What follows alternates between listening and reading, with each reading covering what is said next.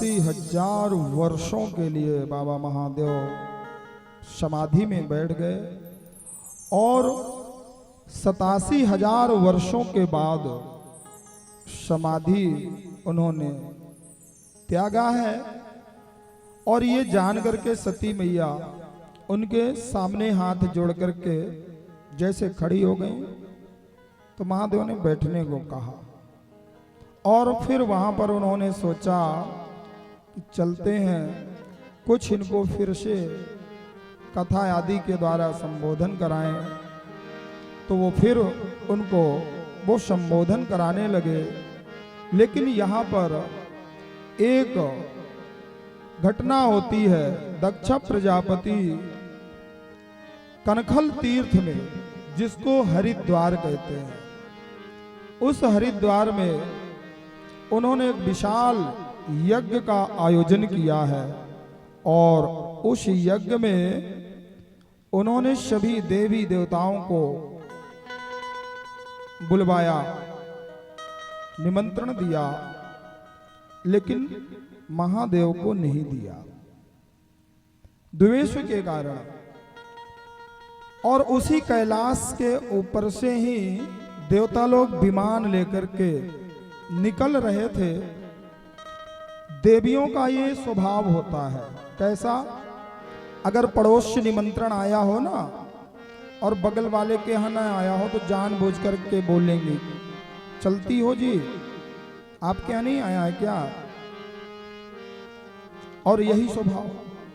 तो जो देवांगनाएं जो ऊपर से जा रही थी, उन्होंने कहा कि सती, तुम अभी यहीं बैठी हो, मायके में तुम्हारे बहुत बड़ा यज्ञ हो रहा है। अब सोचो, आपके मायके में पड़ोसी का निमंत्रण आ जाए और आपके पास न आए, क्या बीतेगी?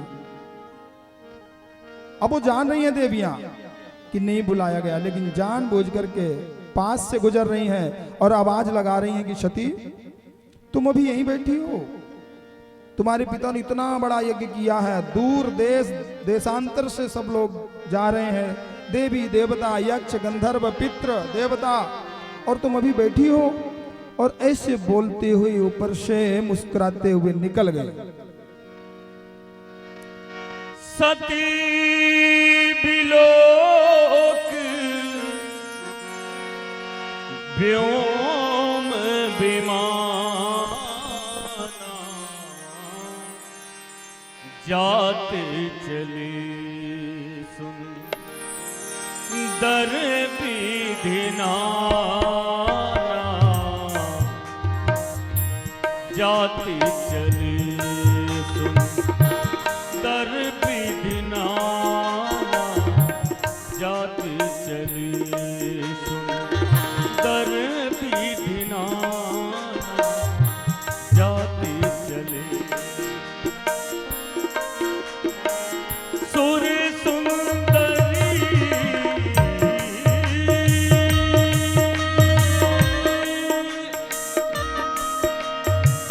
सुर सुंदरी करहि गल गाना करहि गल गाना सुर सुंदरी करहि गल गाना सुनत श्रवण छो कहीं मुन ध्याना सुनत श्रवण छो कहीं मुन ध्याना सुनत श्रवण छो कहीं मुन ध्याना सुनत श्रवण कहीं मुन ध्याना सुनत श्रवण।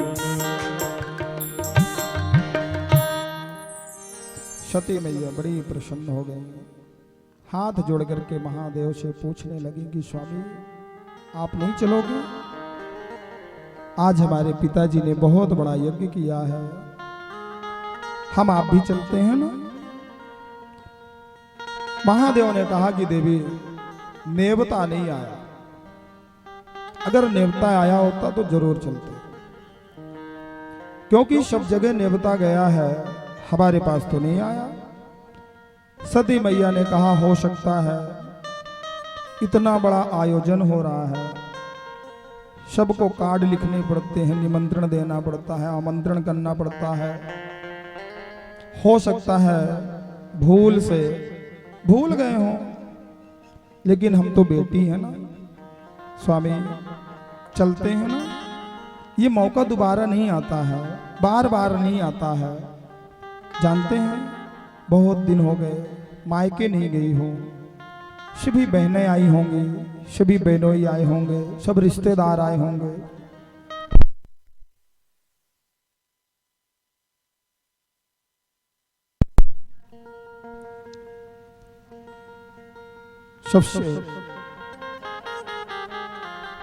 सबसे मिलना होगा, और सबसे जब मैं मिलूंगी ना सब बड़ी प्रसन्न होंगे। महादेव ने कहा कि नहीं, निमंत्रण जानबूझ करके नहीं आया। और उन्होंने वो कथा आज बताई जो उनके साथ में घटित हुई थी प्रयाग में, उस यज्ञ के समय पर। उन्होंने बताया कि पिताजी ने हमारा बहुत अपमान किया था, हो सकता है उस बुराई के कारण, उस द्वेष के कारण हमें निमंत्रण नहीं दिया गया। और जानते हैं यहां पर दक्ष प्रजापति ने अपनी सभी बेटियों से कह दिया था, सती मेरी सबसे जिद्दी बेटी है, वो जरूर आएगी, सावधान, कोई भी उससे नहीं मिलेगा, कोई अच्छे से बात नहीं करेगा, अन्यथा वो भी यहां से चला जाएगा। अब यहां पर सती मैया ने बार बार शिव जी से कहा कि स्वामी आप चलिए ना साथ में। महादेव ने कहा कि हम तो नहीं जाएंगे, बिना निमंत्रण के हम ससुराल नहीं जाएंगे। देवी ने फिर हाथ जोड़ा, स्वामी अगर आप की आज्ञा हो तो क्या मैं चली जाऊं, बहनों से मिलकर के, माँ से मिलकर के, यज्ञ को देख करके मैं वापस आ जाऊंगी। यज्ञ तो हो रहा है ना, यज्ञ में तो दूसरा भी कोई जा सकता है, तो मैं तो उस घर की बेटी हूं, मैं चली जाऊं। महादेव ने कहा कि देवी वहां अपमान हो सकता है, सम्मान नहीं होगा, बिना बुलाए नहीं जाना चाहिए। एक बात है, विवाह के समय पर भी 7 वचन में ये वचन जरूर वह वर कन्या से कहता है कि बिना बुलाए आप अपने मायके भी नहीं जाओगे। सुख में कोई कार्यक्रम हो रहा हो ना, भाभी के यहाँ बेटा हुआ हो, बेटी हुई हो, आप जा सकती हो, ऐसे ही जाओ। लेकिन अगर घर में कोई कार्यक्रम हो रहा है, शादी विवाह बड़ा यज्ञ हो रहा है ना, अगर माता पिता ने निमंत्रण नहीं दिया और नहीं बुलाया तो मायके भी नहीं जाना चाहिए बिना आज्ञा के पति के। तो इस प्रकार से उन्होंने महादेव ने कहा। लेकिन सती मैया ने विचार किया कि ऐसा मौका दोबारा कहाँ आएगा। महादेव से उन्होंने कहा कि मैं चलूं, आपकी आज्ञा हो तो मैं जाऊं। महादेव ने सोचा कि ये बहुत जिद्दी है, मानेगी तो है नहीं भैया। और महादेव भी चाहते हैं कि अब इस शरीर से तो इससे मेरी भेंट होना नहीं है, क्योंकि ये तो सीता का रूप धारण की थी।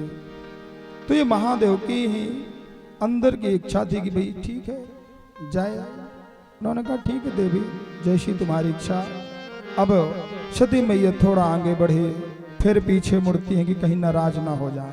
घर से जब पत्नी जाती है ना, थोड़ा कहीं मैं जाऊं ना, हाँ हाँ ठीक है जाओ, फिर वो पीछे, तो सच में जाऊं मैं। तो ये स्वभाव होता है नारियों का। उसी प्रकार से सती मैया बार बार पीछे मुड़ के देखती है, स्वामी मैं जाऊं ना। महादेव ने कहा, फिर भी आगे बढ़ी, फिर पीछे मुड़ करके देखे, स्वामी आपकी आज्ञा मैं जाऊं ना। ये सोच सोच करके आगे बढ़ रही हैं धीरे धीरे, और फिर आज्ञा मांग रही हैं। जब कुछ दूर चली गई, अब महादेव ने सोचा कि अब तो ये वापस आने वाली नहीं है, और उन्होंने नंदी को आदेश दिया कि नंदी पास में आओ। पास में बुलाया, और नंदी को महादेव ने कहा कि जितने भी वस्त्र हैं, आभूषण हैं, जो भी निशानियां हैं, ये सब अपने साथ में ले जाओ। नंदी भी सोच में पड़ गए कि महादेव ऐसा क्यों बोल रहे हैं कि ये सब वस्त्र आभूषण सब साथ में ले जाने को बोल रहे हैं। उन्होंने कहा कि नंदी ये सब लेके जाओ और मैया को साथ में लेके जाना, यज्ञ घुमा के ले आना। ऐसा नंदी को आदेश दिया। नंदी ने सारे वस्त्र आभूषण दिए, आगे बढ़े, मैया को साथ में लिए और कनखल तीर्थ की ओर, उस यज्ञशाला की ओर, उस हरिद्वार में आज सती मैया पहुंचती हैं। उसी समय पर उन्होंने देखा कि उनका कोई सम्मान नहीं। बहनें जो है मुस्कुराते हुए आगे चली गई, मुंह फेर लिया। मां तो हृदय से लगा लिया, बेटी मैं जानती थी तू जरूर आएगी, बहुत अच्छा किया। महादेव नहीं आए? उन्होंने कहा वो तो नहीं आए। ठीक है माँ, मैं यज्ञशाला की ओर जा रही हूँ, यज्ञ देख लेती हूँ।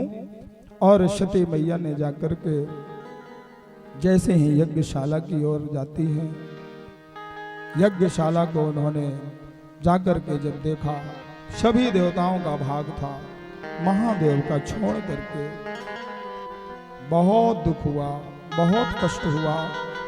इतना बड़ा अपमान मेरे पति का।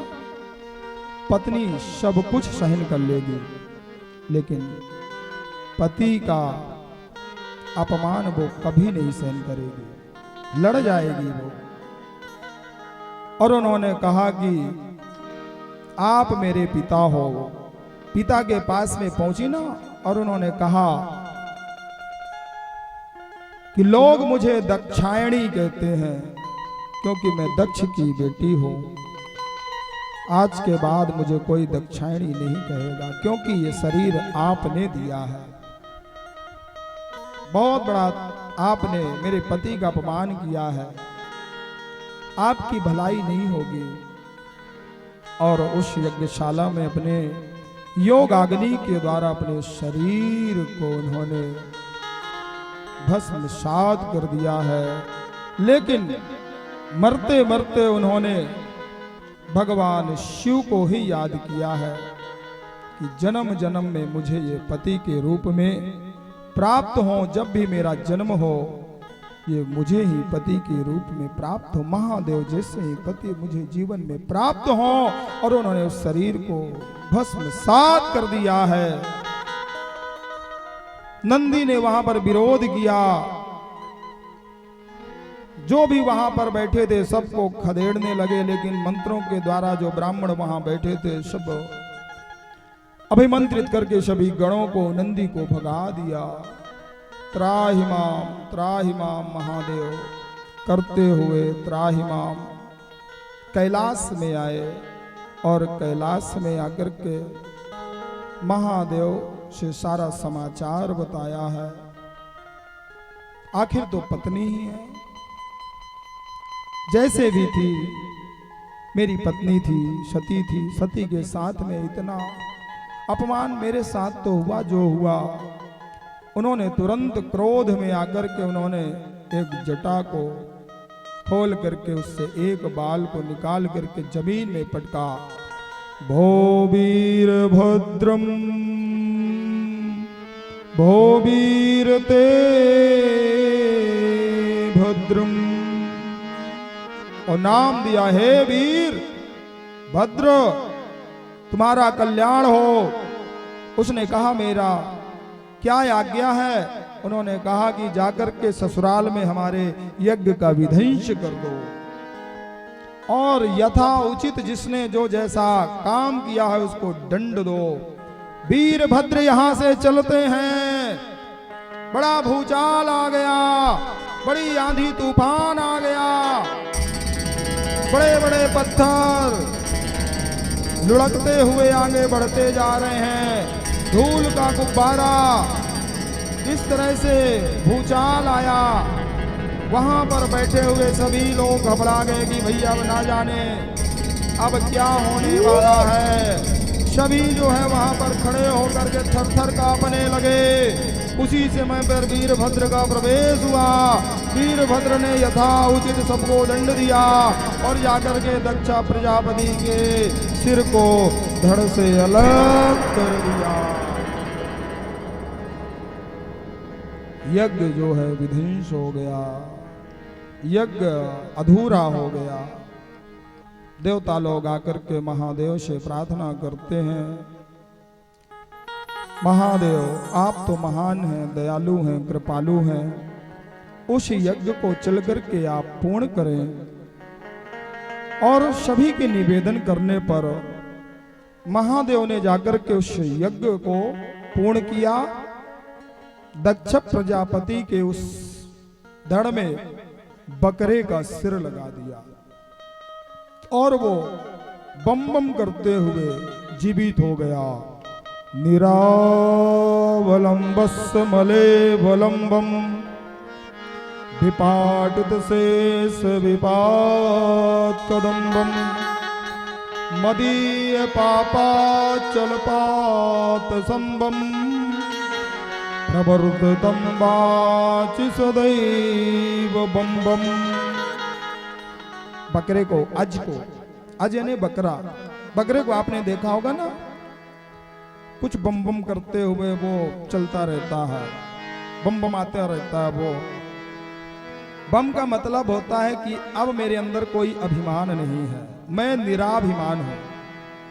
और जब वो बम बम करते हुए जीवित हुआ ना, तो महादेव प्रसन्न हो गए, मैं प्रसन्न हुआ।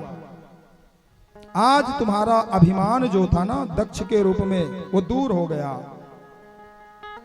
मेरा नाम भोले है, लेकिन आज के बाद मैं वरदान देता हूं कि बम बम भोले मेरा नाम होगा।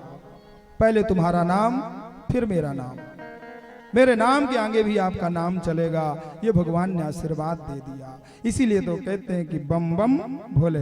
जो भी भक्त होगा भगवान शिव का शिवालय में जाएगा, बम बम भोले बोलते हुआ जाएगा, उसके एक एक पग में उसको अनेकों पुण्य प्राप्त होंगे। इसलिए जाते हैं ना भक्त, तो बम बम बोलते हुए ही जाते हैं, क्योंकि भगवान शिव ने वरदान दिया है। यहाँ पर बहुत समय बीता। ताड़कासुर नाम का एक दैत्य वरदान मांगा ब्रह्मा जी से तपस्या करने के बाद कि मैं अजर अमर हो जाऊं। लेकिन ब्रह्मा जी ने कहा कि संसार में जो भी आया है उसकी मृत्यु निश्चित होती है, मृत्यु ना हो इसका कोई दूसरा वरदान मांग लो। तो उसने बहुत दिमाग दौड़ाया और मन में सोचा कि भैया इस समय पर महादेव की जो पत्नी सती थी अब तो वो रही नहीं, अब दोबारा विवाह होने वाला नहीं है। एक बार विवाह बिगड़ जाए दोबारा जो है बड़ा मुश्किल हो जाता है। अब बाबा का विवाह कौन करेगा? तो उसने वरदान मांगा ब्रह्मा जी से कि अगर आप वरदान देना ही चाहते हैं तो वरदान ये दीजिए कि मेरी मृत्यु तो ना हो, लेकिन अगर कभी हो तो शिव के पुत्र के हाथों। अब उसने त्रिलोक में त्राही त्राही बचा दी, उत्पात बचाया। देवता लोग बड़े चिंतित हुए। तो यहां पर देवता लोग भगवान शिव के पास में उनकी समाधि को तोड़ने के लिए आते हैं। क्यों? क्योंकि यहां पर भगवती जगदम्बा सती जो थी वो पार्वती के रूप में हिमालय के यहाँ मैना के यहाँ बेटी बनकर के जन्म लेती। बोलिए पार्वती मैया